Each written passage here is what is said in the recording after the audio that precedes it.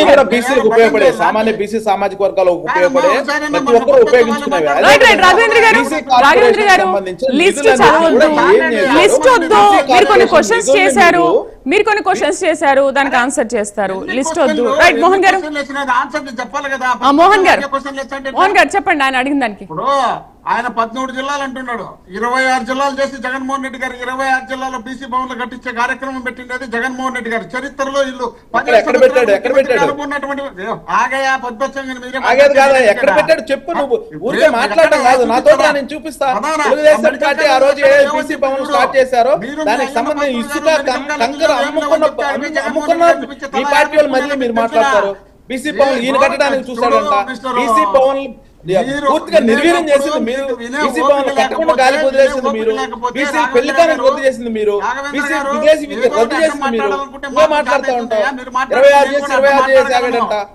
మాట్లాడటం కాదు. బీసీల స్థితిగతుల గురించి నేను ఒకటి అడుగుతున్నా. నేను అసలు ఆంధ్రప్రదేశ్ రాష్ట్రంలో బీసీ కులాలు ఎన్నో మీకు తెలుసా? ఆంధ్రప్రదేశ్ రాష్ట్రంలో బీసీ కులాలు ఎన్నో మీకు తెలుసా? మీరు చెప్పండి. ఆంధ్రప్రదేశ్ రాష్ట్రంలో బీసీ కులాలు ఎన్నో చెప్పండి నాకు స్ట్రైట్ గా. ఇప్పుడు ఏంటి రాఘవేంద్ర గారు, జగన్ ప్రభుత్వంలో బీసీలకు అసలు ఏమీ చేయలేదంటారా? ఏమీ చేయలేదనేది కూడా సరైనది కాదు. ఎంతో కొంత బీసీలకు చేశారు. అదిగో చెప్తున్నారు. సమాధానం చెప్పట్లేదు. ఆయన ఏమంటారంటే నేను 26 చేశాను, బీసీ బిల్డింగ్స్ ఎక్కడ కనిపించవు.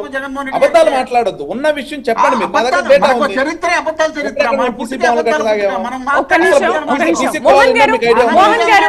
మోహన్ గారు చరిత్రలో నిలిచిపోయే విధంగా ఏమేం చేశారు, ఏమేం చేయలేదు?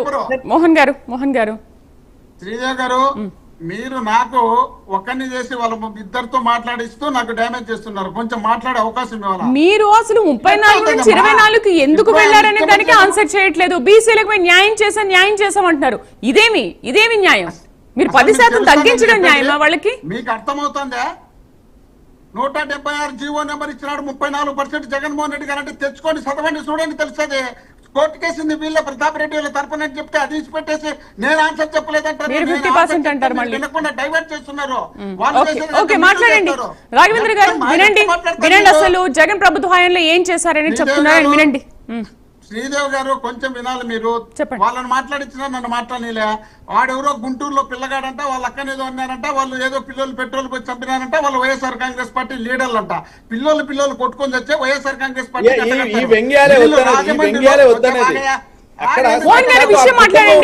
విషయం మాట్లాడండి, దాన్ని వదిలేయండి, పక్కన పెట్టండి. విషయం మాట్లాడండి రాఘవేంద్ర గారు, ప్లీజ్. రాఘవేంద్ర గారు విందాం. పట్టగాల్చి మకానేస్తే మేము తుడుచుకుంటా కూర్చోవాలి. సరే మీరు చెప్పండి. ఇప్పుడు ప్రియాంక అనే ఒక డాక్టర్ ను ఎంబీబీఎస్ ఫస్ట్ క్లాస్ లో పాస్ అయినటువంటి డాక్టరు పీజీ చేయడానికి రాజమండ్రికి వచ్చే వీళ్ళ పార్టీకి సంబంధించినటువంటి వ్యక్తులు ఆమె మీద కారును 3 సార్లు వెనక్కి ముందు సిగ్గుపోతుంది. భారతదేశం అంతా ఆంధ్రప్రదేశ్ గురించి మాట్లాడితే ఒక డాక్టర్ మీద ఎక్కించి చంపిన తర్వాత 3 రోజులు వీళ్ళ ఎమ్మెల్యే ఇంట్లో పెట్టుకొని అతని మీద కేసు కట్టనీయకుండా తర్వాత మా మాజీ ఎంపీ భరత్ దానిపైన మాట్లాడిన తర్వాత అప్పుడు కేసు కట్టడానికి ప్రయత్నం చేసినటువంటి చరిత్ర వీళ్ళదైతే, వాళ్ళ తండ్రి వెంకటేష్ అనే ఆయన వాళ్ళ తండ్రి ఆంధ్రప్రదేశ్ కు వచ్చి ఏడ్చినాడు. అయ్యా మీకు ఆడపిల్లలు లేరా? చంద్రబాబు నాయుడు గారు, పవన్ కళ్యాణ్ గారు మీకు పిల్లలు లేరా? అయ్యా మా అమ్మ హోమ్ మినిస్టర్ గారు మీరు కూడా ఆడబిడ్డే కదా, మీకు ఆ మాత్రం కనపడదా? కనీసం వాడికి వచ్చి చూడాలనే ఆలోచన, ఇంకిత జ్ఞానం లేనటువంటి పరిపాలన ఆంధ్రప్రదేశ్ లో. ఇంత దరిద్రమైన పరిపాలన ఉంది ఆంధ్రప్రదేశ్ లో, ఇంత నీచమైన పరిపాలన ఉంది ఆంధ్రప్రదేశ్ లో. ఒక డాక్టరు ఆ డాక్టర్ మీద మీదికి ఎక్కించి చంపినారంటే ఎంత కర్కోటకులు ఉన్నారు మీ పాలనలో.